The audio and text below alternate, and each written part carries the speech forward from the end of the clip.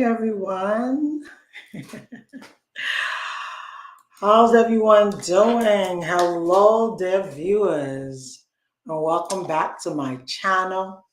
I'm so excited to be here. How's everybody doing? It's so good to be here. So today we have an amazing topic for you. Well, I have an amazing topic for you.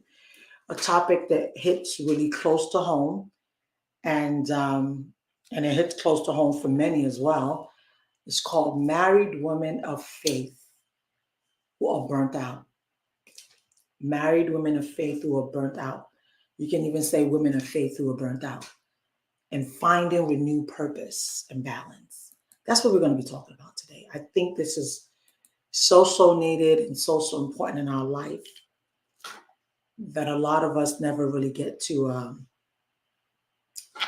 get in deeply about and talk about. But it's really needed. It's really important. Like I said, it hit close to home for me, so I knew that it was something that I needed to get out there and really talk about it and really expose. Because we women, we're good, we're keeping stuff, and at the end of the day, we have to be careful because these things also affect the next generation. It affects our children, it affects the family. So it's a topic, a subject that's filled with emotions and challenges. But we're here to offer guidance. If you don't know me by now, I talk about everything women, everything that is a necessity in our lives, anything that's a need in our life. I talk to women who are married. That's where I specialize. Women that are married. So with Married Let's Talk at Ask Rashida, we're here to offer guidance and support. And most importantly, hope. I'm going to cut that off. Most importantly, hope. So, excuse me if I'm moving my head around. I do have my Instagram family here, and you guys, my YouTube family, my Facebook family. I know you guys are listening in as well, because today's topic really, like I said earlier, really hits close to home. So, with no further ado, I want you to grab your cup of tea, find a comfortable spot, and let's really dive into today's topic because it has a lot to do with who we are and what we're all about. So the first thing that I want to talk about is understanding burnout. Understanding burnout. You see, before we explore how to find renewed purpose and balance, let's take a moment to understand the depths of burnout. For many married women of faith, it's like carrying the weight of the world on your shoulders. Did you hear me? It's like carrying the weight of the world on your shoulders. Like having to handle enormous amount of stress, responsibilities, expectations. You know, it's a lot. And these responsibilities and expectations can be incredibly heavy and difficult to manage a lot of times. You hear what I said? It could be extremely heavy and difficult to manage, which most times, if not all the time, causes an emotional and mental strain that many go through due to various roles and obligations that is expected of us as a woman of faith. Okay? That's the meaning of understanding burnout. Now we're going to go to part two, which is the toil on our faith. The toil on our faith. You see, burnout can take a toil on our faith But I want you to know it's not just physical and emotional exhaustion. It's also a spiritual struggle. It's also a spiritual struggle. You see, the pressures that uphold the pressure to uphold our beliefs and our values can become very overwhelming, sometimes almost suffocating. Like you can't even breathe. It's like, Lord God. When you are a person who is really, really trying your best to put the best foot forward when it comes to loving the things of God, being a woman of God.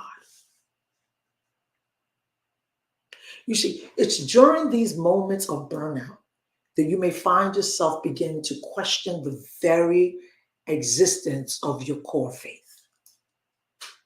Wondering if you have the strength to continue this journey.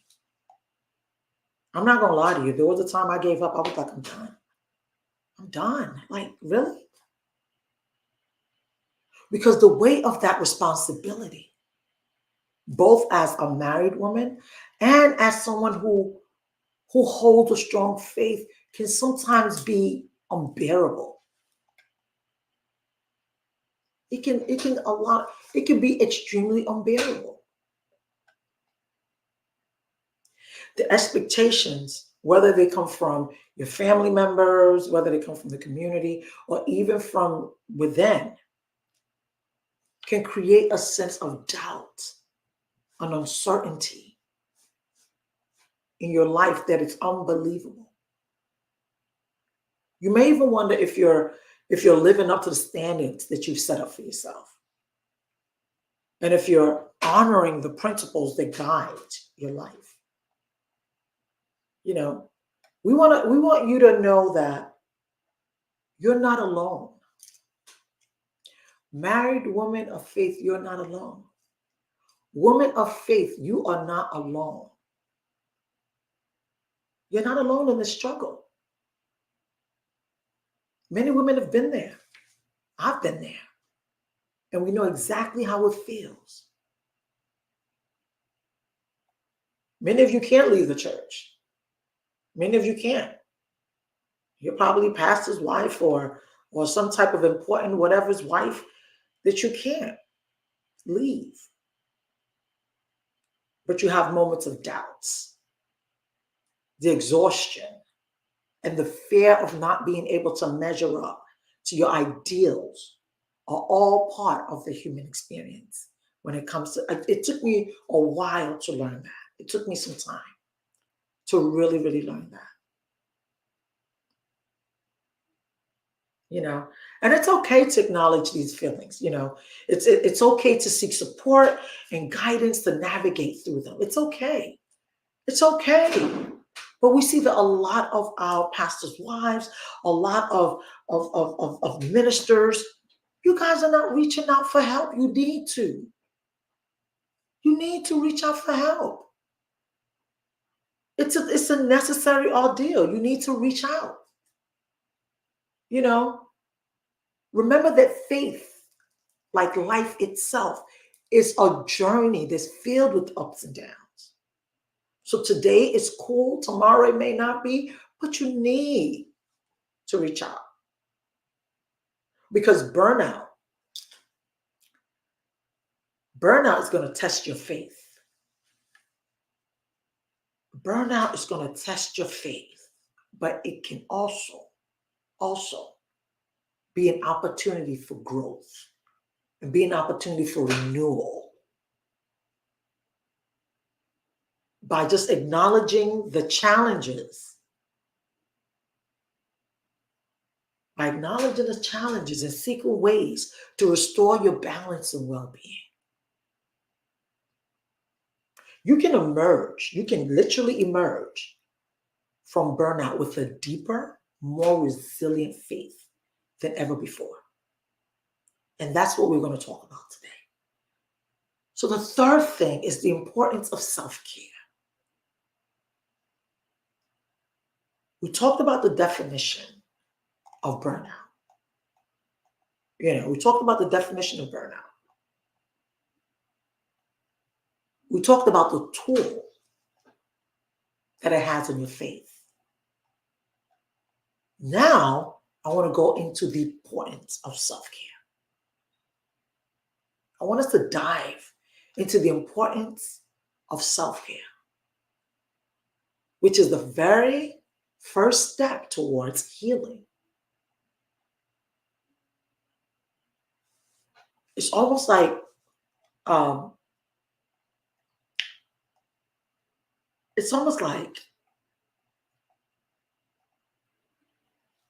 something that is unfamiliar to you when all you do is care for everybody else in their environment. So when they say self-care, you're like, what's that?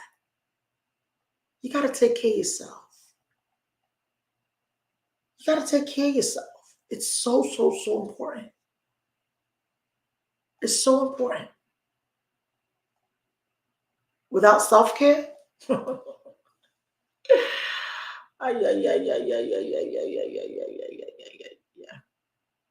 without self-care, that step, it feels unfamiliar, but it's absolutely crucial. Caring for yourself is not selfish. It's an act of self-preservation and self-love. That's what it's an act of. Self-preservation and self-love. I need you to understand that. I need you to get that. Self-preservation and self-love.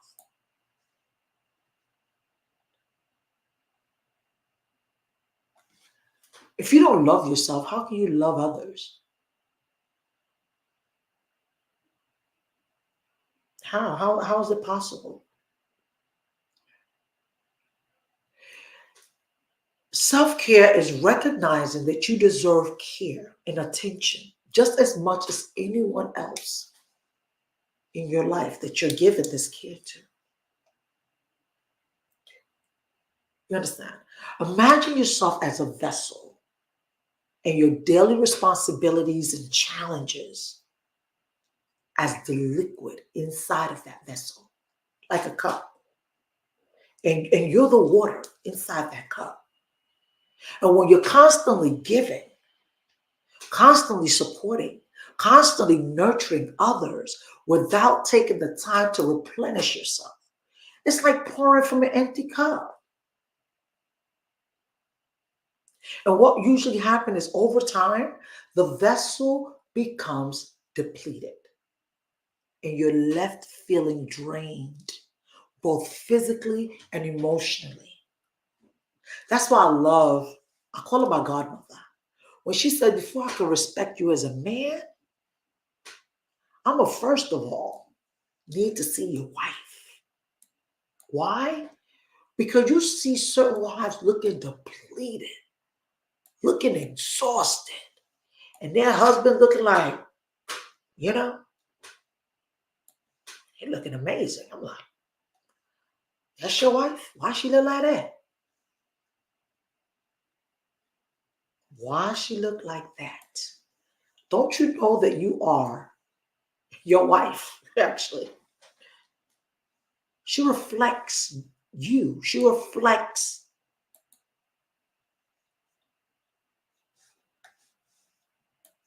your treatment of her. She reflects it. So when some pastors' wives look drained, I'm like, Lord have mercy. What's going on? What's happening? Does the pastor even see his wife at all? Do you even see her? Do you look at her? Because you'd be surprised. Some husbands don't even look at their wives anymore. They don't even see their wives. They don't see. I'm not gonna lie to you. They don't see her. They don't see what she's going through. They don't see what she's experiencing. They have no clue. But you're constantly giving, but not pouring back into yourself. So you're feeling drained physically and emotionally. You see, self-care is like refilling that cup. You're filling that cup. It's about recognizing your own needs and taking deliberate steps to meet them. It's not a luxury. It's a necessity. Did you hear me, sis? It's not a luxury. It's a necessity. By engaging in self-care practices, you're ensuring that you have the energy, you're ensuring that you have the strength, you're ensuring that emotionally you're okay to continue caring for loved ones and upholding the faith. So whether it's setting aside time for a soothing bath or enjoying a quiet moment with a good book, or simply taking a deep breath and allowing yourself to rest, remember that you're not being selfish. You're not being selfish. You're being the best possible shape to face life's challenges and continue your journey with renewed vigor. You're not being selfish. Whoever's telling you that you're being selfish, let them go have a seat. Because God forbid if anything happens to you, their life goes on. And like last time I remember, Jesus was the last lamb that was slain. He didn't say you have to die for anybody. He didn't say they needed anybody else to be crucified after him. He died and he rose. He got whooped for you to be okay, to live life and to live it in abundance. Not to come and die for any congregation or for children. Some people have turned their children into their life. You hear them say, my children are my life. No, your children got their own life. You got your own life.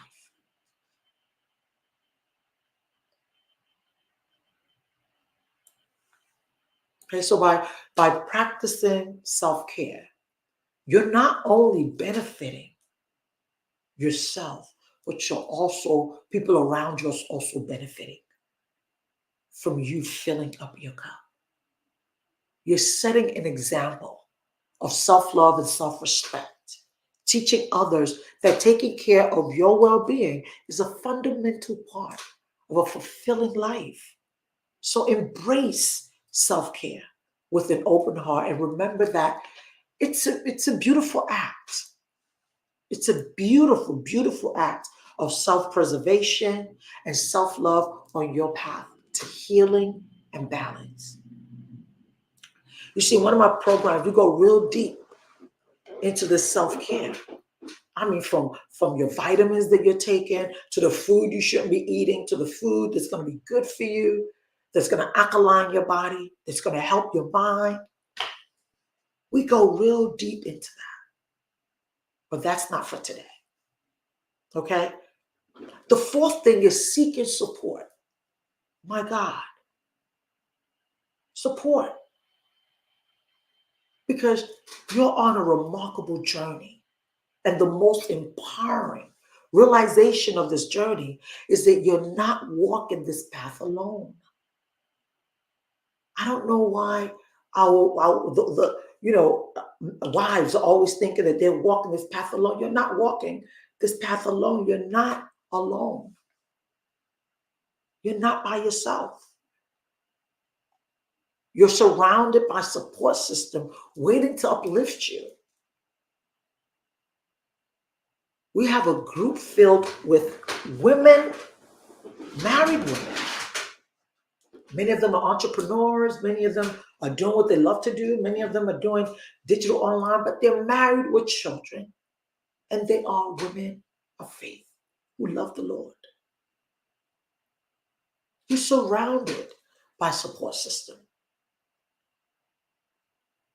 You see, your journey towards, renewed purpose and balance is a collective effort. You couldn't do it by yourself even if you wanted to.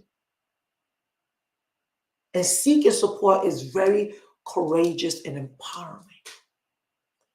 It's a woman who is empowered that seeks support. Because back in those days, many wives died,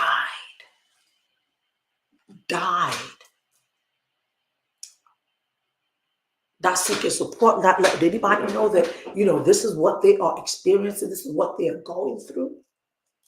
Why would you think God wants that for you? He doesn't want that for you. He doesn't want that for you. So first and foremost, turn to your husband. I know many of you like, what? Rashida? Yeah. Turn to your husband. Turn to your spouse. You guys are living this life together. You're on this adventure together. Turn to him first.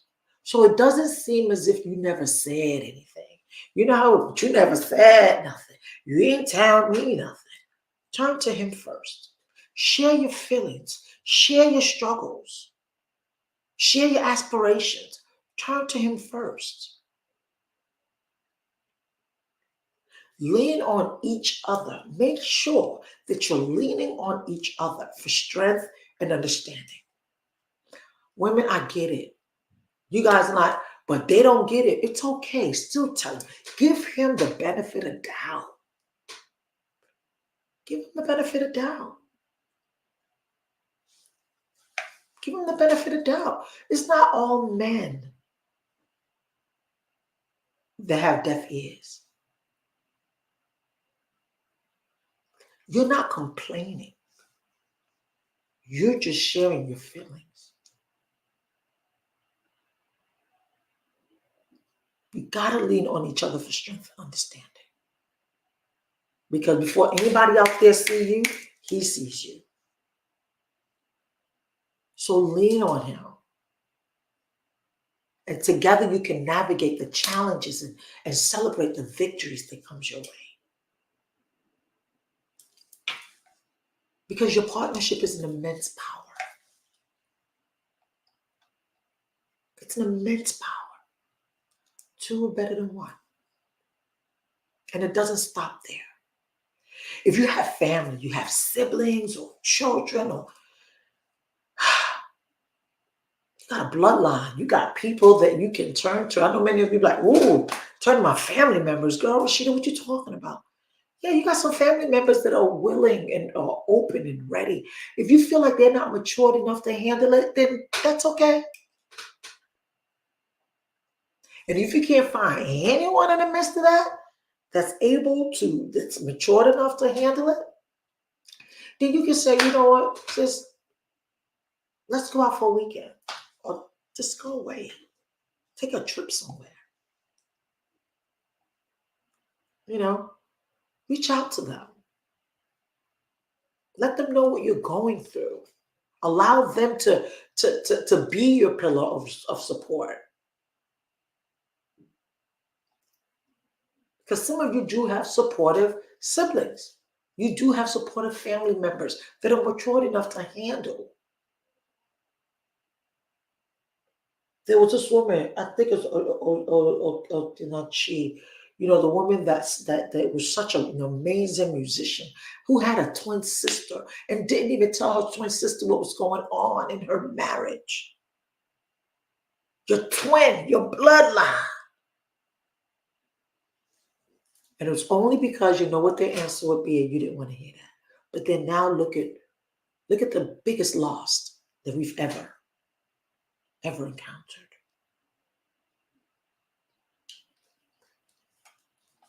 Your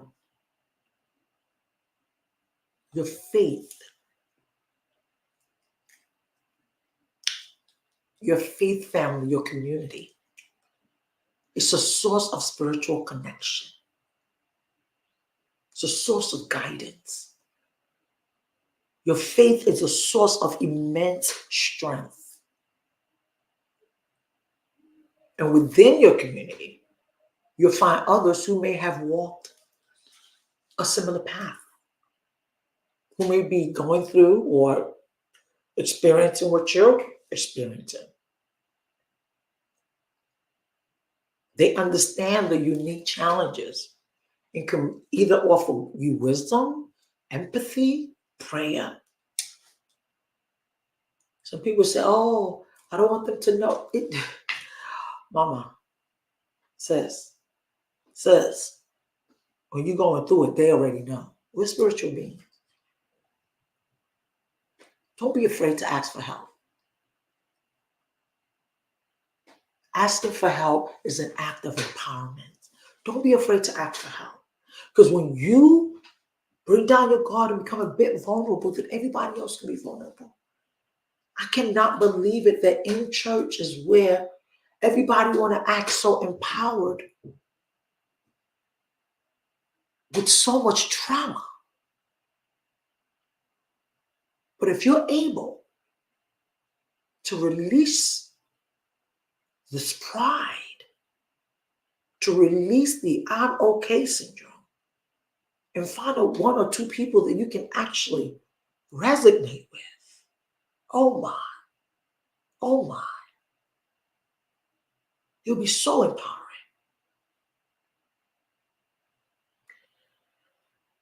Asking for help is strength. It's not weakness.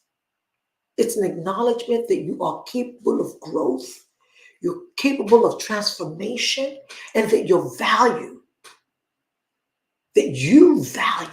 your well-being. You value it enough to seek assistance when needed. And together with your spouse, your family, your faith community by your side, and your mind is intact, you just become this unstoppable force. This force that no one can stop. The journey may have its share of obstacles, but it's also filled with opportunities for growth. It's filled with opportunities for connection. It's filled with opportunities for empowerment. Embrace the support. Let it fuel you. Let it renew your purpose and let it balance you. Because you've got a team of champions standing with you. If you're not a person who can actually voice out what the issue is, it's like you're dying slowly. When God said there's really nothing that you can't conquer. You hear what I'm saying? The fifth thing is rediscovering purpose. Rediscovering purpose. Very, very important. Rediscovering purpose. Finding renewed purpose. Finding renewed purpose. It's a beautiful part of your journey. You see, this part of your journey is amazing. Rediscovering purpose is a magnificent opportunity to align your life with what truly matters to you. Aligning your life with what truly matters to you. You understand what I'm saying? Aligning you to what truly matters to you. And I'm going to go through this a little bit. Because you see,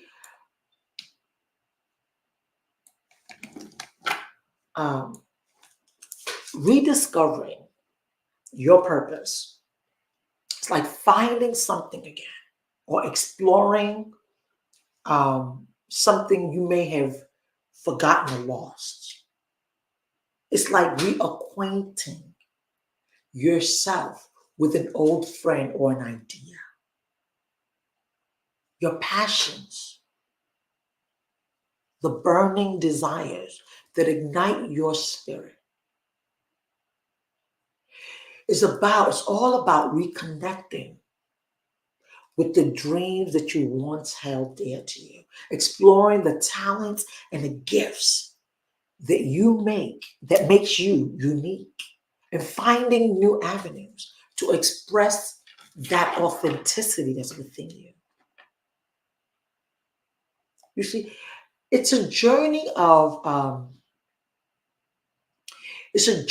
self-renewal and growth, where you uncover the layers of your true self, like a beautiful butterfly, emerging out of a cocoon. I want you to remember that there's no predetermined destination on this path of rediscovery. It's about learning from each step that you take, celebrating each aha moment, and embracing the beautiful evolution of your purpose. Because at the end of the day, whether you know it, like it or not, you are the author of your story. You're the composer of your life, and you're the artist of your canvas. You're the artist of your world. So as you embark on this journey of rediscovering your purpose, know that you hold the power to create a life that resonates with your heart's desire. It's your life, and it's filled with endless possibilities. And you are the captain of that ship. You got to embrace it. Embrace it with open arms and let the music of your values and passion, let it guide you to a life of boundless fulfillment and purpose. Yes, I'm talking to you, married women of faith. You don't have to be stressed out all the time. You don't have to carry everything on your shoulders. You got to take care of you. Now we're going to go into setting boundaries, because a lot of people don't understand. Setting boundaries is a magnificent, amazing act of self-love and self-empowerment. You declare that you value your own well-being. That's what you're saying. I value me. You declare that you value your own well-being. You declare that you value your time. You declare that you value your energy. It's your firm stand in saying, I matter. And my needs are also important. Say it. I matter. And my needs are also important. It's not just about, it's not okay just to say no when you need to say no. It's absolutely necessary. Absolutely what? Necessary. It's not your way of safeguarding their sanity. It's a way of safeguarding your sanity, your mental, your emotional, and physical health. It's that should be your priority. You see, when you set boundaries, you're drawing a protective circle around your inner self, ensuring that you remain strong and resilient. Think of boundaries as your fortress, where you decide who and what gets access to your precious resources. It's not about being selfish again. It's about being self-aware. It's about being self-compassionate. It's about, by saying no when necessary, you're preserving your energy for the things that truly matters to you. I need you to remember that you're not obligated to overextend yourself or constantly meet the demands of others at the expense of your own well-being. Because your well-being matters profoundly, and it's the cornerstone of a fulfilling and empowered life. So as you set boundaries, you're sending a powerful message to the world. You're sending a powerful message to your community, to your loved one, a message that declares your worth. Not only your worth, but also your right to prioritize self-care. It's a declaration of self-respect and self-empowerment for yourself. So do me a favor. Embrace the beauty of setting boundaries. Embrace it. For it's an act of strength and self-love of yourself. It's a reminder that you have the power to shape your own life, protect your own peace, and walk your path with confidence. You see, your well-being is your greatest treasure, and you are its guardian over your well-being. Not God. God has given you the power, and He didn't take it away from you. Don't give it back to Him. He don't want it. You need it. Say no when you need to, and watch as your life flourishes with newfound vitality and empowerment. So as I conclude today's discussion, remember, okay, please remember that healing is possible. You're not defined by burnout. By embracing self-care, seeking support, rediscovering your purpose, and setting boundaries, you can find the balance and purpose that you've been searching for. Me, Rashida, we believe in you. And we're here to support you on this journey. Without further ado, I just want to thank you for joining me today, for listening to me today, for taking time to hear me today. And if you found this video helpful, please like, subscribe, and share with other women who may be experiencing burnout. Because together we can find renewed purpose and balance. We can't do it alone.